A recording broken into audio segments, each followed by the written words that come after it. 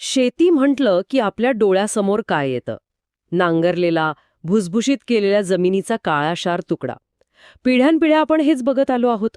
पण जर कोणी सांगितलं की उत्तम शेतीचं रहस्य काहीही न करण्यात आहे, म्हणजे नांगरणी नाही, वखरणी नाही, मशागतच नाही, तर हा विचारच आपल्या पारंपरिक शेतीच्या संकल्पनेला मुळापासून धक्का देणारा आहे.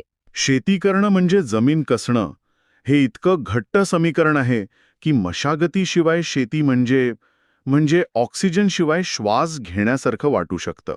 अगदी.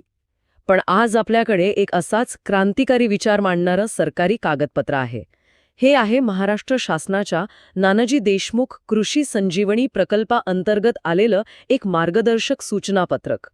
आणि याचा विषय आहे शून्य मशागत किंवा झिरो टिलेज तंत्रज्ञान. या कागदपत्रांच्या आधारे